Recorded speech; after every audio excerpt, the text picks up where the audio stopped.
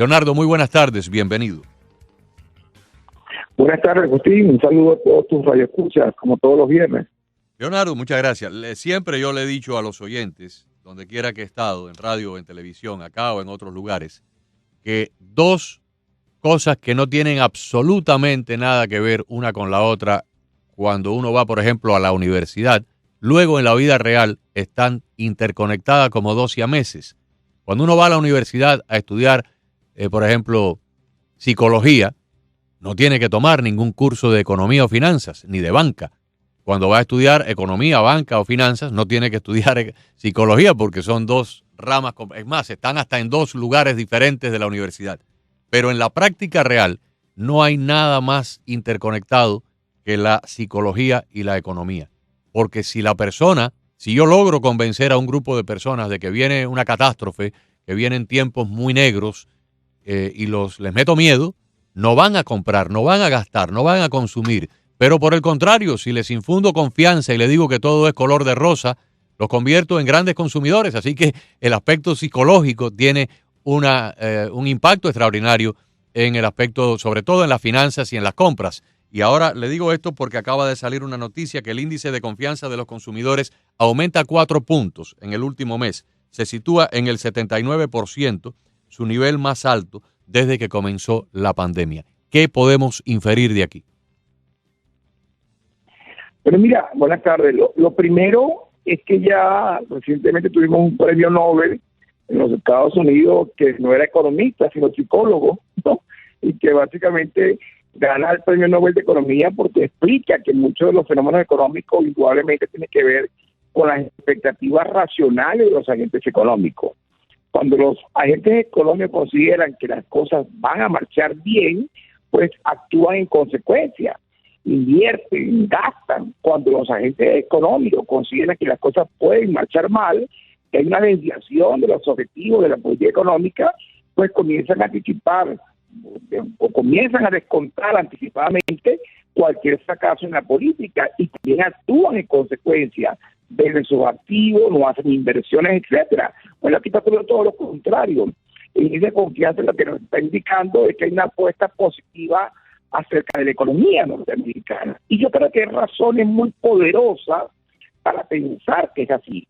A pesar que, por ejemplo, como la industria manufacturera continúa en una senda de recuperación, tuviste como creció 6,5% en el mes de junio, que obviamente es un rebote estadístico después de la caída tan importante en el segundo trimestre, luego un crecimiento del 3,5% en el mes de julio, en agosto apenas cercano del 1%, y básicamente explicada por dos elementos: la ausencia de estímulos fiscales y por otra parte el rebote de COVID que en algunos estados y regiones del país ha provocado nuevos confinamientos. Pero indudablemente hay una clara recuperación de la actividad económica y se ve también a través del mercado laboral y la recuperación del empleo. Yo te comentaba el día pasado sobre cómo las remesas de Estados Unidos hacia Centroamérica y el Caribe comienzan a recuperarse en niveles tales que los acumulados hasta el mes de julio de este año superan los acumulados en enero-julio del año anterior. Es decir, que de alguna manera la recuperación del mercado laboral norteamericano también favorece indiscutiblemente los ingresos por remesa de América Latina, porque el 75% de la remesa que esta parte del mundo recibe provienen de los Estados Unidos.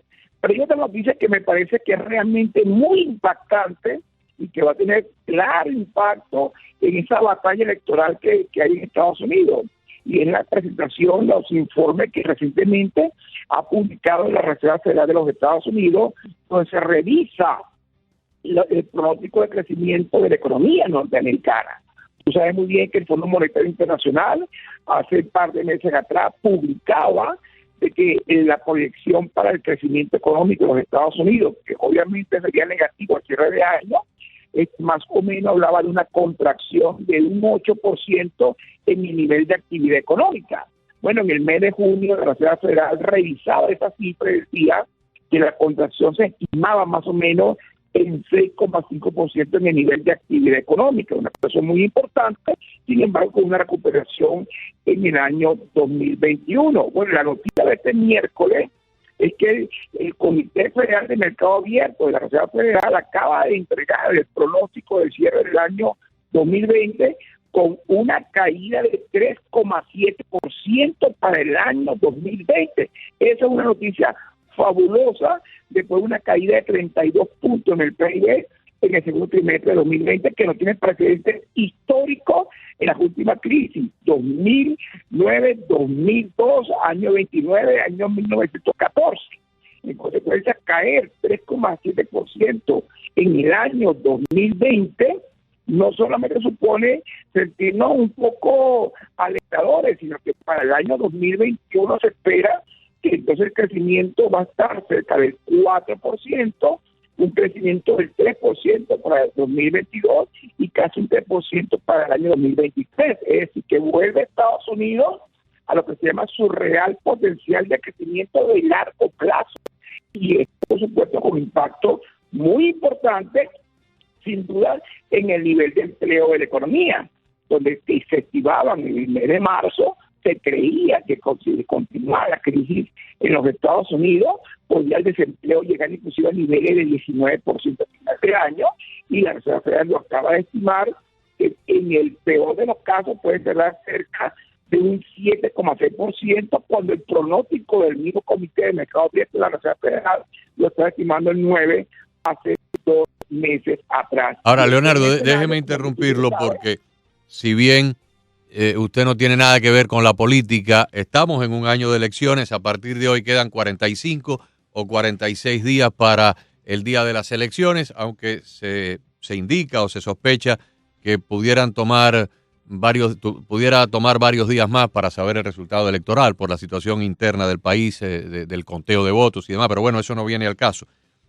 La pregunta es, ¿puede la Reserva Federal o puede un ente analítico proyectar el crecimiento del año que viene con esa certeza, independientemente de quién gane las elecciones? Porque yo tengo entendido, sin ser economista, que hay dos filosofías en este momento, la filosofía liberal y la filosofía conservadora, donde quiera que se aplique, aquí en España o en Sebastopol.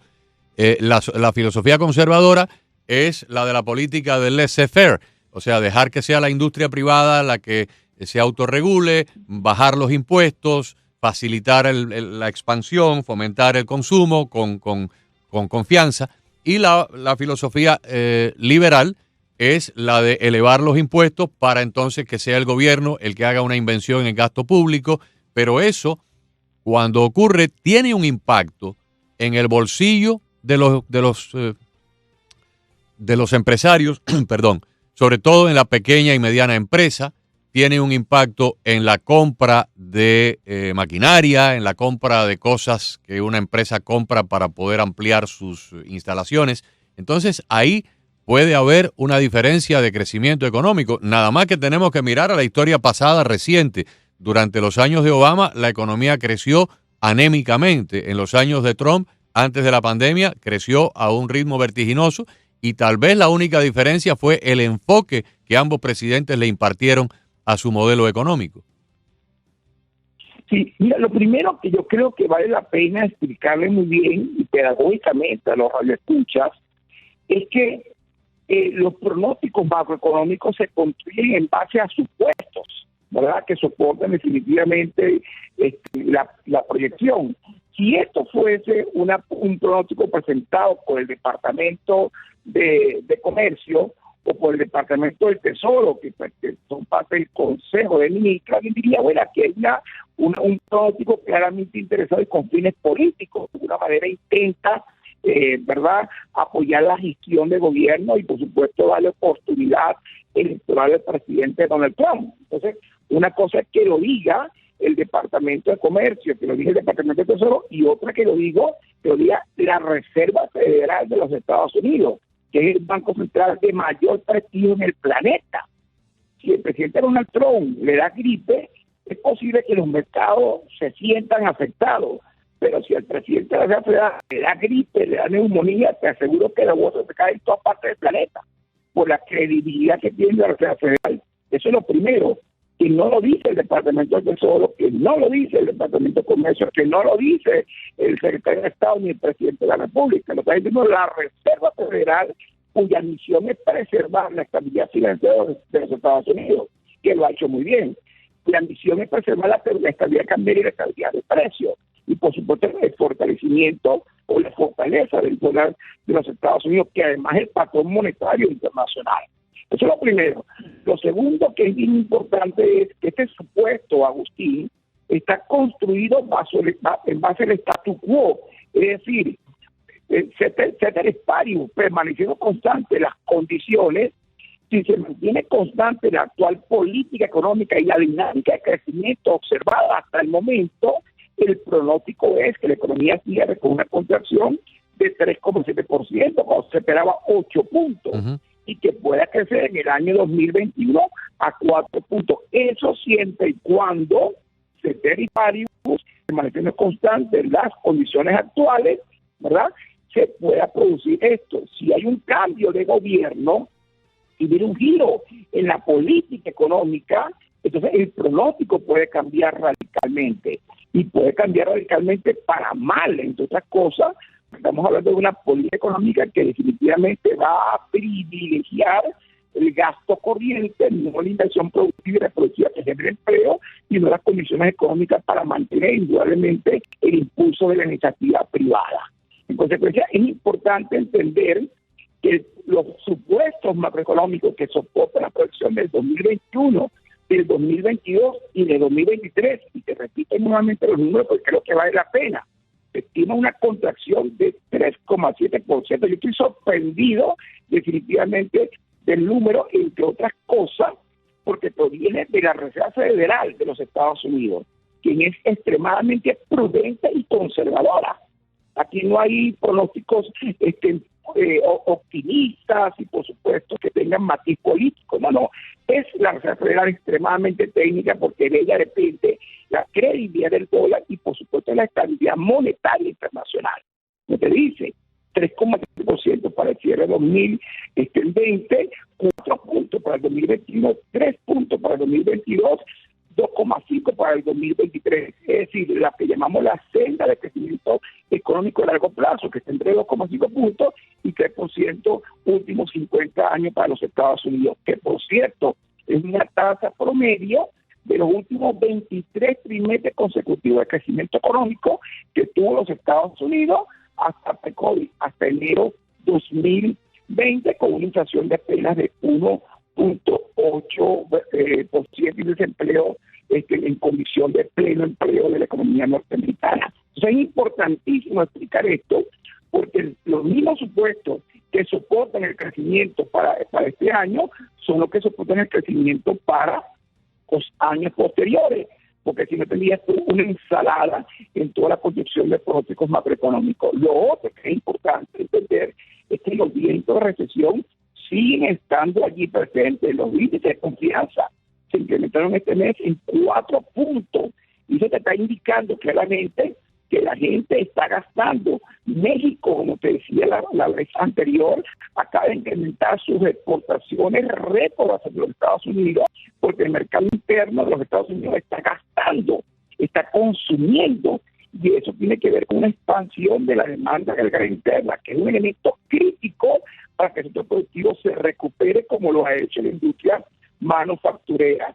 que apenas, por cierto, va a crecer 1% en el mes de agosto, producto de dos cosas: de la ausencia de estímulos fiscales que no están recibiendo los norteamericanos, y dos, el rebote del COVID. Es decir, ceteris paribus, permaneciendo constante las actuales condiciones, la economía norteamericana ya no se contrae 8 puntos este año, ya no se contrae de 2 dígitos como lo va a hacer Europa, sino 3,7%. No hay un país en el mundo, no hay una economía avanzada del planeta, Agustín, y te digo con responsabilidad, que vaya a contraerse 3,74 puntos este año. Toda Europa se contrae por encima de los 2 dígitos, entre números entre 10 y 12%, y en América Latina tiene países como México con una caída de 7 puntos, y el resto de América Latina estamos hablando de 9,1% de contratación estimada para este año. yo creo que hay razón de sentirse definitivamente optimista con respecto al futuro inmediato de la economía norteamericana. Desde el punto de vista técnico, desde el punto de vista macroeconómico y totalmente desapasionado con nada que tenga que ver con simpatías personales o políticas, ¿cuál fue la clave de este gobierno que ya está llegando al final de sus primeros 4 años, de su primer mandato, en comparación, y vamos a ser justos?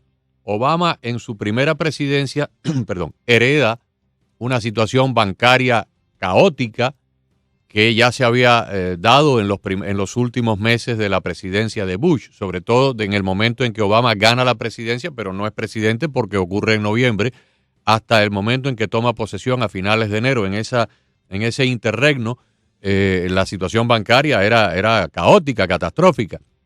Así que vamos a perdonarle a Obama los primeros 4 años, pero bueno, luego tuvo trillones de dólares de estímulos económicos que se le inyectaron a la economía y sin embargo en su segunda presidencia no logra despegar ni el desempleo ni el crecimiento de la economía.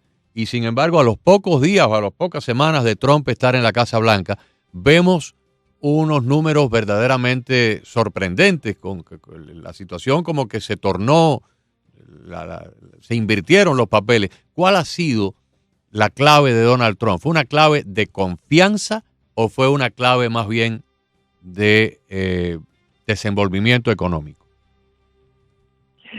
Ahí hay dos cosas. Lo primero, lo que yo siempre le digo a mis colegas economistas: uno nunca es buen economista, Agustín, hasta que ha pagado un salario.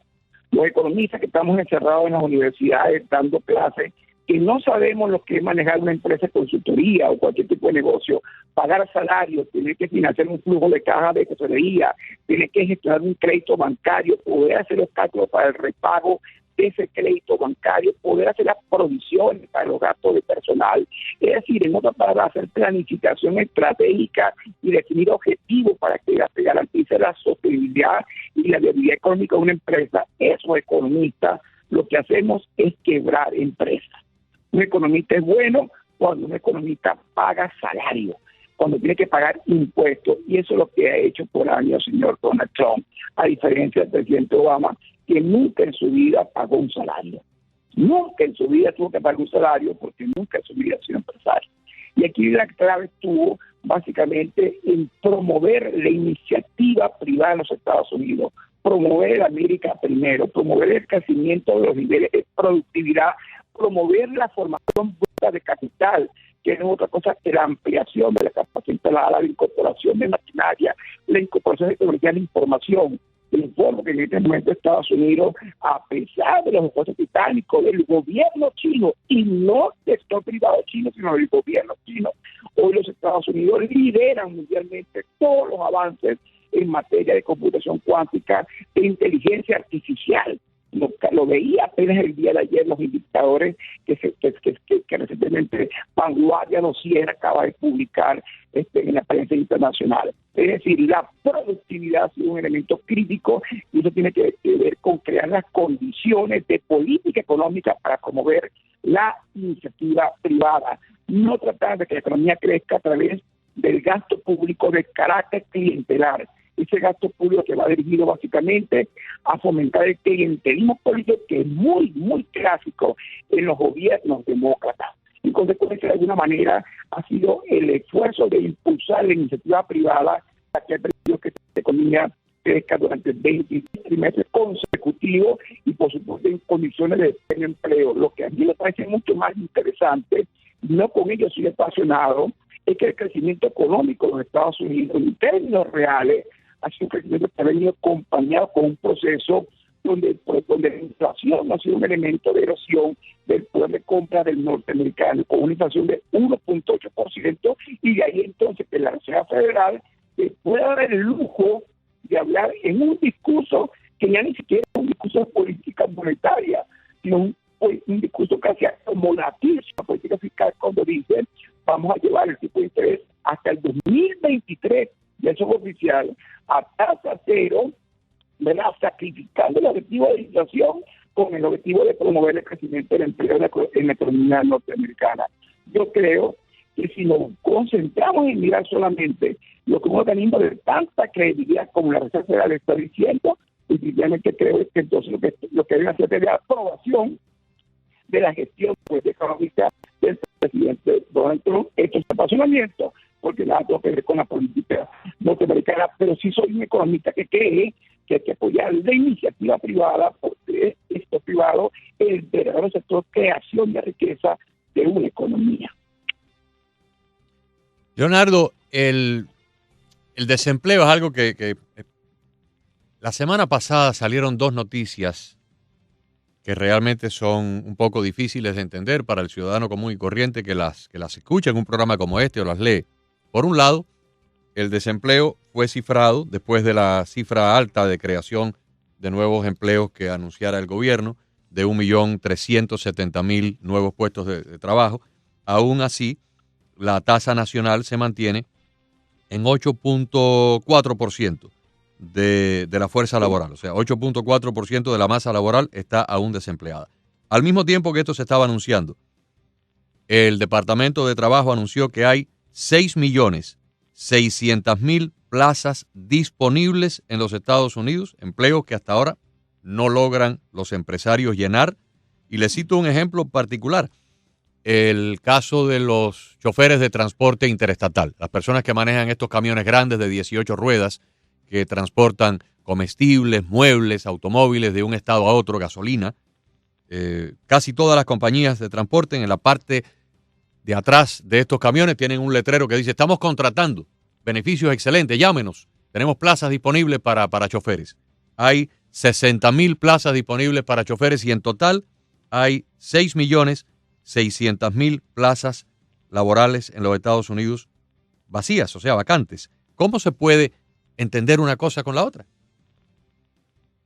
Tú sabes que esto es interesante porque esto pone sobre el tapete la dicotomía que hay en el Congreso con relación al plan de estímulos fiscales, donde los demócratas plantean un plan de estímulo de 2 trillones de dólares y los republicanos plantean 1.5. Quizás el acuerdo se llegase a producir finalmente, porque es necesario que se produzca, y así lo ha pedido el presidente Trump, y lo pide todos los días los propios republicanos que avancen en esto, es que se pruebe un plan de estímulos fiscales más cercano a 1,5 que a 2 trillones.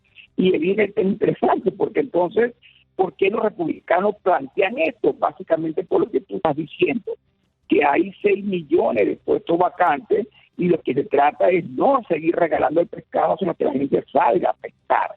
En otras palabras, el gran objetivo de no avanzar hacia un plan de estímulos fiscales tan elevado, entre otras cosas, más allá del tema fiscal, de que vas a ampliar la gestión deficitaria del gobierno central, entre todo el sector público consolidado, y vas a añadirle, por supuesto, riesgos residuales de aumento de la deuda pública de los Estados Unidos, tiene que ver con que hay una capacidad ociosa, hay espacios vacantes para trabajar y no se puede seguir de alguna manera alimentando el clientelismo político, sino más bien crear los incentivos para que el norteamericano se haga a la calle a buscar empleo y, por supuesto, ocupar esas plazas que están disponibles. Muy bien. Muchísimas gracias por estar con nosotros y darnos esta explicación, o sea, estas explicaciones que por lo menos por las últimas 3 o 4 semanas han sido positivas, han venido acompañadas de cosas agradables, ¿no? Al oído, porque, pues por supuesto, todo el mundo lo que quiere para los Estados Unidos es la mayor recuperación en el menor tiempo posible. Sí. Si me permite un comentario final. Por favor, claro que sí. Es importante comentarlo. Lo vinculado al tema Puerto Rico, esta ayuda que se le va a dar a Puerto Rico es sumamente importante. Es una isla que ha sufrido muchísimo, un PIB de casi 100.000 millones de dólares aproximadamente, con una contracción que para este año se espera cercana al 6%. Es decir, es una economía que apenas comenzaba el año pasado, comenzaba la recuperación muy moderadamente, creció apenas un 2%, pero este año se espera una caída muy fuerte de 6 puntos para una economía sumamente vulnerable. Así que un aplauso por esos estímulos fiscales que se están enviando a la isla. Pero el caso de Puerto Rico, vamos a dedicarle tal vez 2 minutos más. El caso de Puerto Rico es un caso para mí muy preocupante, doloroso. Mi suegra vive en Puerto Rico. Yo visito la isla 2 o 3 veces al año. Mis sobrinos son puertorriqueños, mi cuñado es puertorriqueño, tengo por él un cariño extraordinario, es una excelentísima persona. Vino para acá, para el área de Orlando, con su esposa y con los hijos, porque en Puerto Rico no podían sobrevivir. Puerto Rico tenía una formidable industria farmacéutica, las grandes compañías americanas fabricaban todos los productos allí y estas empresas pagaban unos salarios formidables. Yo tengo un amigo que era bioquímico, ganaba como $80,000 en una plaza, su esposa era bioquímica, trabajaba en otra compañía competidora, también ganaba un salario altísimo. Bueno, cambiaron la ley y todas estas compañías se fueron y ahí están las plantas, los laboratorios, todas estas instalaciones enormes, vacías, cogiendo polvo y llenas de maleza. Los jardines están llenos de arbustos porque no les dan mantenimiento. Puerto Rico no ha creado una industria turística con toda la belleza que tiene en sus playas. No ha creado una industria turística para competir con Haití, con Jamaica, con Gran Caimán, con las Islas Vírgenes, con San Martín, con la Riviera Maya. Entonces, por ejemplo, hay un cuadrante de la isla enorme que va desde San Juan prácticamente que hasta Ponce, casi la mitad completa de la isla que bordea parte al Atlántico y parte al Caribe. Había un solo resort turístico importante que era el Conquistador. La tormenta el huracán lo destruyó, no lo han reparado, no hay hoteles ahí. Entonces, en la agricultura tampoco. Una amiga nuestra que tenía unos negocios de pollo, pues los tuvo que vender y se vino para acá, para los Estados Unidos. Puerto Rico, ¿qué exporta Puerto Rico? No sé, reggaetón. Entonces, yo creo que hay que buscar la forma, tanto el gobierno americano como las autoridades puertorriqueñas, de incentivar la inversión en Puerto Rico. Porque si no hay inversión, los puertorriqueños lo único que van a hacer es emigrar. Y tengo todo el cariño del mundo y todo el aprecio por el pueblo puertorriqueño, porque además tengo una situación familiar donde tengo puertorriqueños en mi familia y que no quisiera yo lo mejor para Puerto Rico. Pero veo que por donde quiera que uno mira la ecuación, hay factores que faltan. Mire, te cuento algo que no solamente retroalimenta lo que estás diciendo, sino que es realmente doloroso. Cuando tú revisas las exportaciones de la República Dominicana, no hablo de los ingresos por turismo, que son divisas, no hablo de los ingresos por remesa, que son divisas, hablo de las exportaciones de bienes y servicios. Un 20% de sus exportaciones, poco más de $2,000 millones tiene que ver con el negocio farmacéutico. ¿Sabes quiénes son esas empresas? Todas son empresas puertorriqueñas que se fueron a la República Dominicana a producir y a exportar, porque encontraron una legislación que les permitió el desarrollo y el crecimiento. Esas son las cosas que lamentablemente a veces el discurso político subordina la decisión técnica y por supuesto trae como consecuencia estos males que tú muy bien acabas de describir. Ese sector farmacéutico que se ha ido a varias partes de la región está en República Dominicana produciendo un poco más de $2,000 millones de exportaciones para este país del Caribe. Y en la República Dominicana, sin embargo, aparte de que tiene el turismo extraordinariamente, bueno, ahora está paralizado por la pandemia, pero está paralizado el mundo entero. Pero la República Dominicana no se ha quedado dormida en los laureles, exporta alimentos. Muchos de los aguacates y las verduras que comemos acá vienen de la República Dominicana. Hay acciones de metales. Claro, también.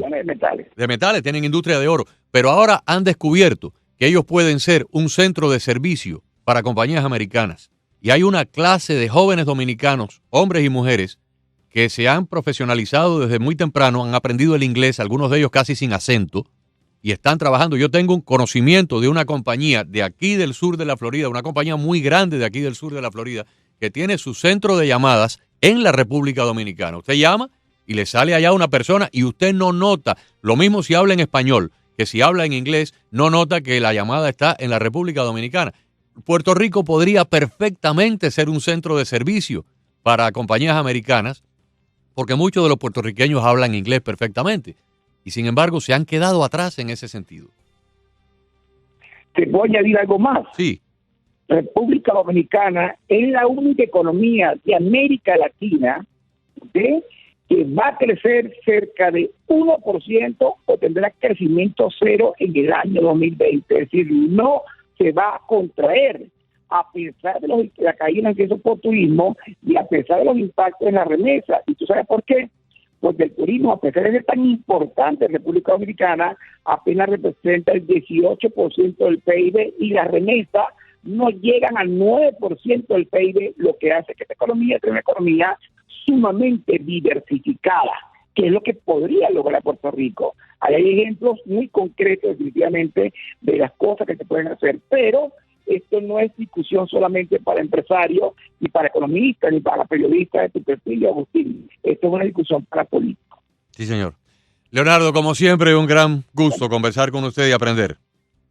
Igualmente, Agustín, cariños. Igualmente, gracias. Leonardo Buniac, destacado economista, analista de crédito, experto en temas que tienen que ver con las finanzas.